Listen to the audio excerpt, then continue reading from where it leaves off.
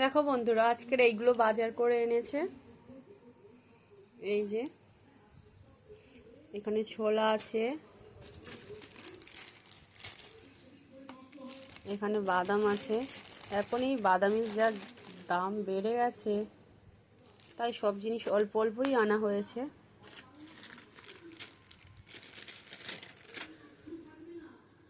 যেহেতু মেয়ে স্কুলে যায়, মেয়ে স্কুলে দিতে হয়, ওর পাপা খায়। চলো বাদামটা ঢেলে নি।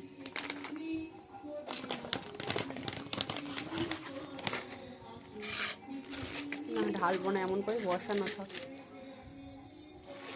পরে দুটো করে ভিজিয়ে দেবো।